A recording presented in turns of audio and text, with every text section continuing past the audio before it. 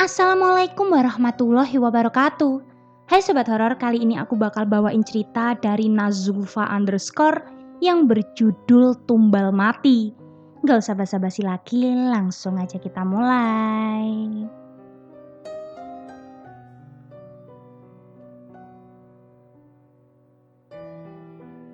Tumbal Mati, sebuah cerita dari Nazulfa underscore based on true story. Halo semuanya, kali ini aku akan menceritakan tentang urban legend tanah Jawa. Urban legend yang sempat dialami oleh Zea, entah itu hanya kebetulan atau nyata. Lagi-lagi dan lagi, walaupun cerita ini berbesik dari urban legend, tapi cerita ini benar adanya. Sulit diterima oleh nalar dan terkadang bisa mengundang mereka untuk datang. So, selamat mendengarkan. Suasana di sekolah Zea pagi ini cukup dingin. Cuaca hari ini pun sedikit mendung. Sepertinya langit sedang ingin menangis hari ini. Sudah banyak siswa yang berlalu lalang di sana dan Zea, ia sedang asyik berdiri di depan balkon kelas sembari melihat sekeliling sekolah. Zea sangat suka suasana pagi dan sendiri. Raganya memang berada di antara ratusan, namun jiwanya tetap hening, tak ada siapapun di sana. Zea menatap lamat-lamat lingkungan sekolahnya. Sekolah nan asri yang dikelilingi oleh sawah. Ditambah makhluk-makhluk tak kasat mata yang sedang beraktivitas di sana. Walaupun tak banyak, namun itu bisa terlihat oleh Zea.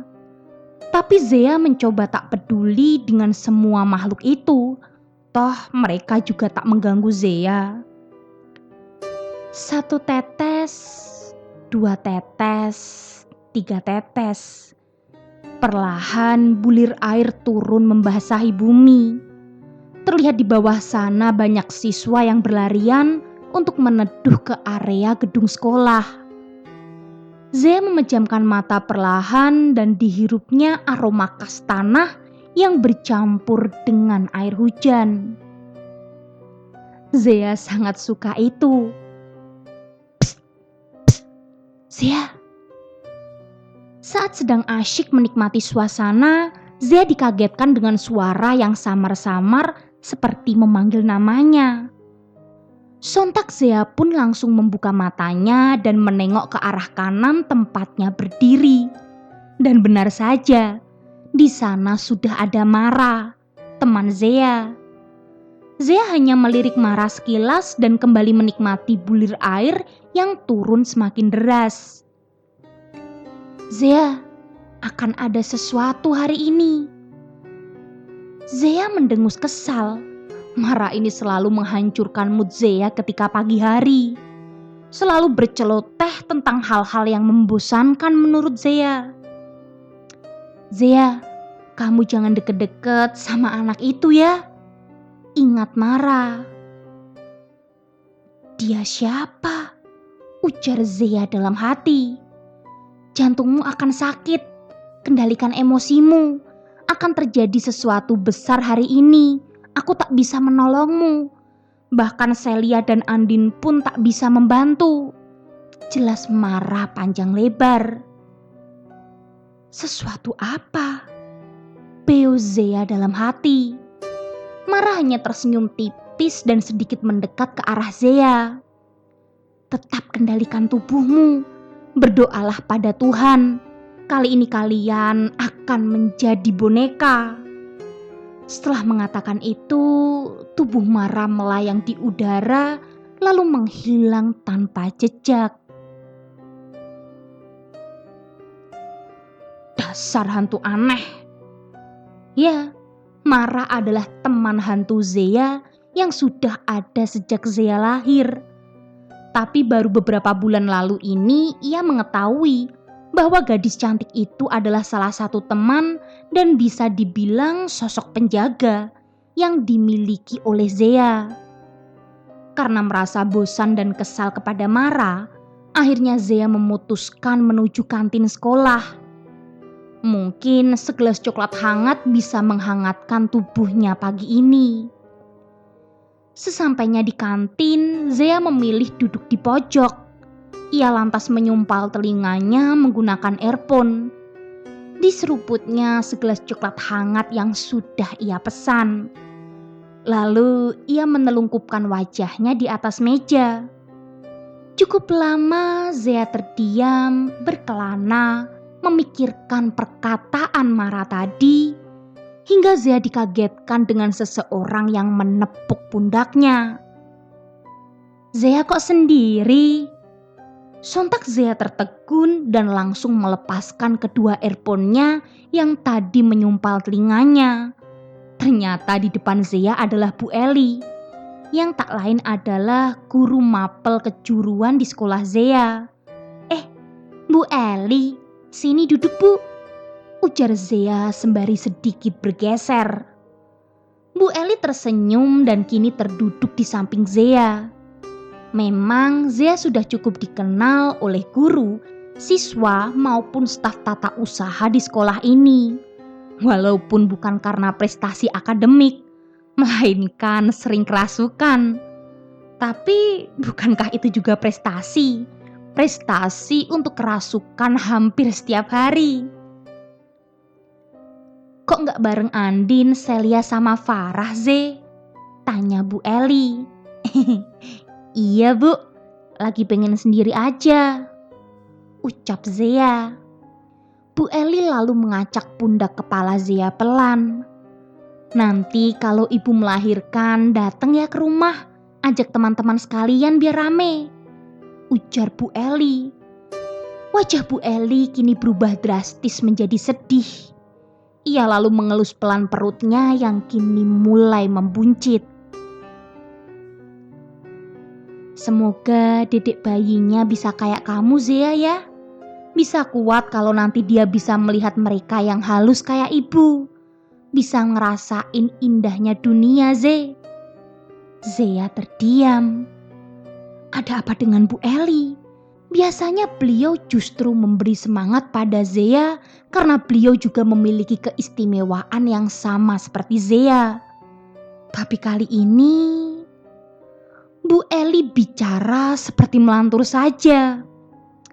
"Pasti dong Bu Zea datang. Zea ajak yang lain juga biar rame, biar bisa sama-sama lihat dedek gemesnya," ujar Zea sembari menyengir kuda. Ia ingin menghibur gurunya agar tidak terlihat sedih. "Ibu tunggu Zea sama teman-teman datang ke rumah ya," ucap Bu Eli. Siap deh Bu." Zea mengacungkan dua jempolnya sembari tersenyum. "Ya udah, ibu mau ke kantor dulu." Detik selanjutnya, Bu Eli sudah terbangun dan berjalan menjauh dari Zea. Namun, baru beberapa langkah berjalan, Bu Eli menunjukkan gelagat yang aneh. Pertama, beliau memegang pelipisnya dan detik berikutnya, tubuh Bu Eli ambruk menghantam lantai. Zea yang melihat kejadian itu pun refleks berlari ke arah Bu Eli. "Bu Eli!"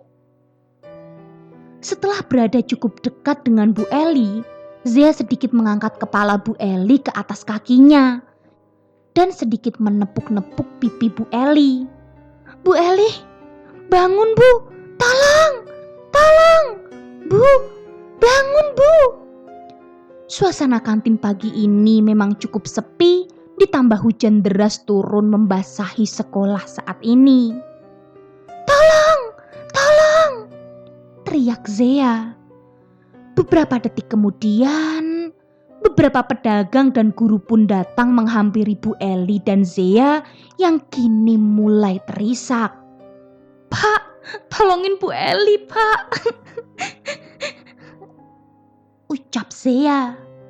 "Bu Eli kenapa, Ze?" tanya Pak Haris panik. "Bu Eli, Pak, Tadi Bu Eli pingsan, Pak. Jawab Zea sambil terisak. Banyak orang kini telah mengerumun, mereka nampak panik. Bawa Bu Eli ke UKS, perintah Pak Haris. Dengan sigap beberapa guru membopong Bu Eli ke UKS. Perasaan Zea kini sangat kalut. Ia kaget melihat kejadian yang baru saja dia saksikan. Dengan sedikit terisak dan berjalan tergopoh-gopoh, Zea mengikuti Bu Eli dari belakang. Namun saat berada di depan koridor, langkah Zea dihentikan oleh Andin, Celia dan Farah. Mereka bertiga tampak cemas. "Mau kemana?" tanya Andin. Zea hanya diam dan menyeka air matanya. Ia mencoba melewati ketiga temannya itu. "Ze, stop!" sarkas Farah. "Kalian kenapa sih?" "Aku mau nolongin Bu Eli," ucap Zea. Celia mencekram bahu Zea erat. "Siapa ini?" Zea mencoba memberontak namun gagal karena cengkraman Celia pun cukup keras. "Ini siapa? Apa sih?" "Ini aku, Zea. Minggir kalian." Farah dengan sigap mendekap tubuh Zea dan Andin kini telah menutup mata Zea dengan tangannya. "Nyawa siapa yang ingin kamu ambil?" sarkas Adin. Tangisan Zea semakin terdengar. Kini badannya sudah menegang dan kini Zea dan ketiga temannya merasakan sakit yang luar biasa di bagian jantung mereka. "Wah, Sel, Din, parah nih anak mainnya kasar. Baru pembantu dia yang masuk, masa jantung kita udah ditusuk?" keluh Farah. Adin semakin menatap sinis ke arah Zea. "Dasar setan sialan, kok beraninya keroyokan? Bukan urusan kalian, diam semuanya." Kini makhluk yang ada di dalam tubuh Zea mulai bersuara.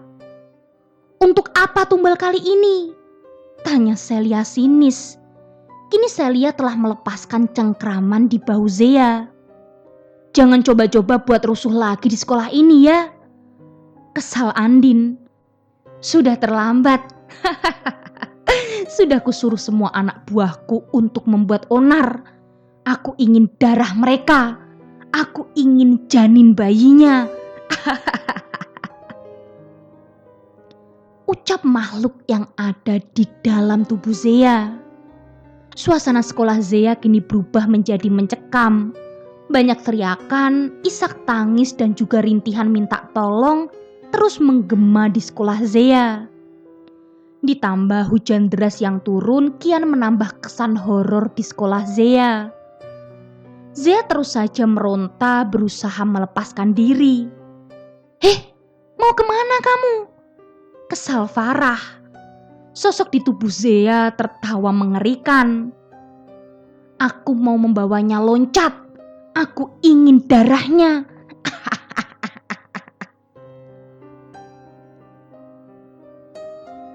Ucap makhluk itu.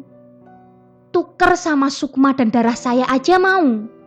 tawar Adin. Sosok di tubuh Zea semakin tertawa keras. Bahkan kini suara Zea lah yang mendominasi. "Tidak, Sukmamu tak seperti Sukmanya." Ucap makhluk itu. Kini ketiga teman Zea semakin geram. Mereka sudah terlanjur kesal dengan tingkah laku hantu pencari tumbal yang selalu membuat onar. Yang benar saja, karena kehadiran satu makhluk pembuat onar seperti ini, sekolah Zea sudah kacau tak terkendali. "Ah, diam kalian. Aku ingin tumbal. Aku ingin Sukmanya. Tenagamu tak cukup kuat untuk melawanku sekarang." Ucap makhluk yang ada di tubuh Zea. Ketiga teman Zea saling pandang. Yang dikatakan makhluk itu memang benar adanya. Celia yang biasanya bisa mengeluarkan setan receh dari tubuh Zea, kini seakan tak mempunyai tenaga sama sekali. Ajian hitammu akan kalah dengan Tuhanku, sarkas Celia.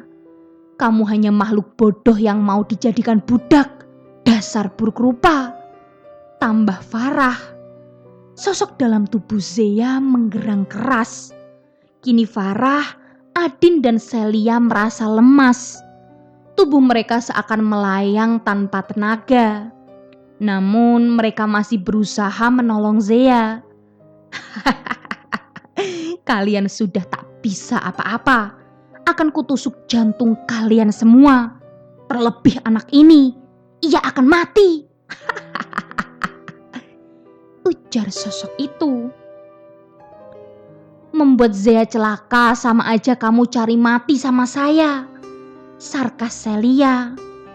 Kamu yang akan binasa, bukan Zea, tukas Adin. Zea tak selemah yang kamu kira buruk rupa, timpal Farah. Suasana sekolah semakin runyam. Sekolah yang tadinya asri kini berubah seperti tong setan. Ada apa ini? Bu Anggi tiba-tiba datang dan mengambil alih tubuh Zea. Celia, Adin, dan Farah pun bernafas lega.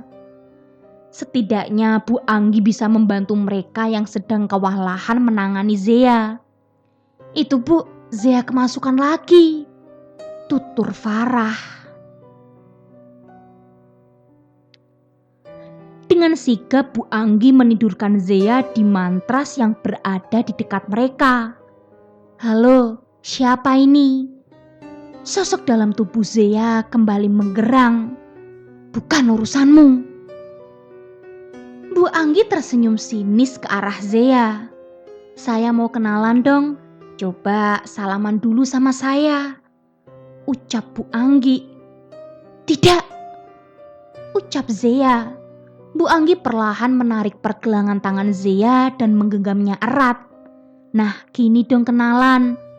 Boleh melek gak? Zea menggeleng kuat. Kenapa? Gak mau? Tanya Bu Anggi. Bukan urusanmu. Mau melek atau saya bakar kamu? Bu Anggi kini mulai geram, ia seperti kehilangan kendali. Sedangkan Celia, Adin, juga Farah kini mulai merasa lemas. Bau amis pun menyeruak di indera penciuman mereka. Mau apa kamu? Tanya sosok dalam tubuh Zea. Saya ingin anak ini kembali. Tidak bisa, aku ingin sukmanya, ucap makhluk itu. Sukma apa? Teman saya ada yang namanya Sukma. Bukan manusia. Bu Anggi tertawa renyah. Kamu kalau mau cari tumbal jangan di sini, gak akan ada. Anak ini istimewa, ucap makhluk itu.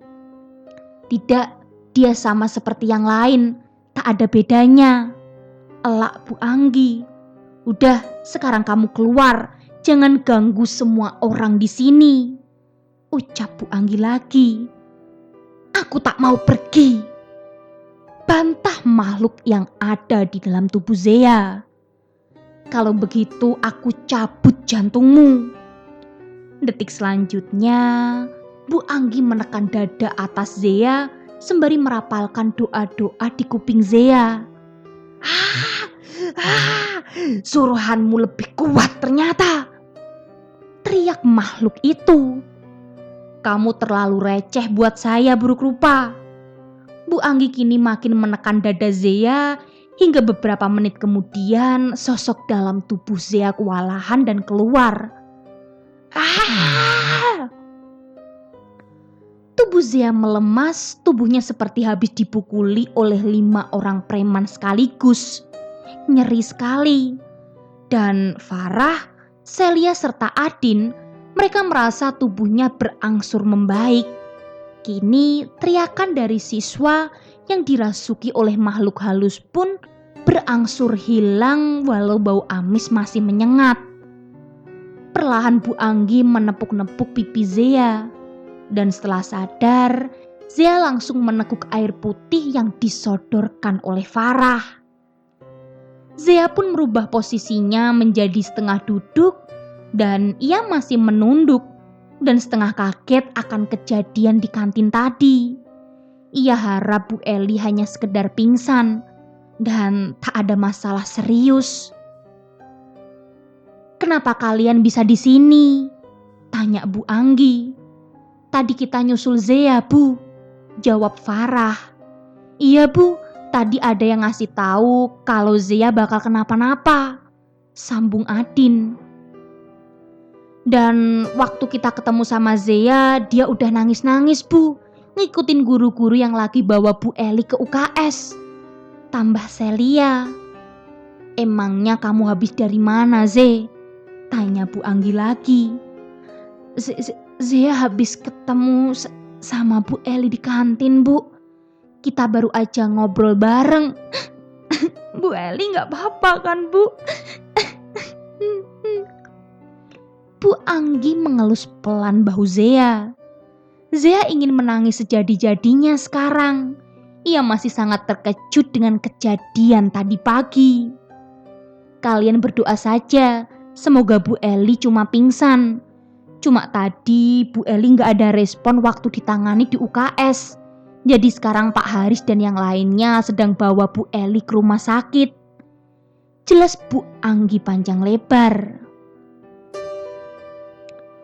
"Kasihan dedek bayinya, Bu," ujar Sarah.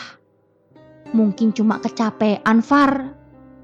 Farah, Adin, Celia, dan juga Zea pun mengangguk.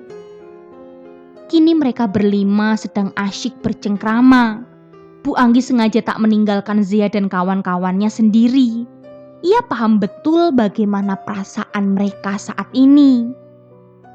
Sebenarnya Bu Anggi juga sama seperti Celia dan Adin, yang sedikit bisa mengobati gangguan halus. Beliau juga sama-sama indigo. Tapi beliau cenderung menutup diri dan jarang ada yang tahu kalau sebenarnya Bu Anggi ini sama seperti Zea dan yang lain. Setelah bercengkrama selama 10 menit lamanya, akhirnya Pak Haris datang. Dengan langkah tergopoh-gopoh dan raut wajah yang sulit diartikan. Mata dan juga wajahnya juga memerah. Bu Anggi,"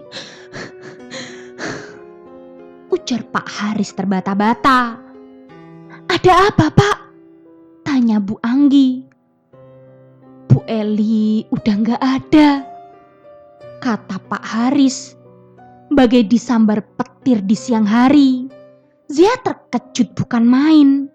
Ia merasakan sesak di dadanya dan matanya kini memanas dan meneteskan cairan putih tanpa izin. Begitu juga dengan yang lain.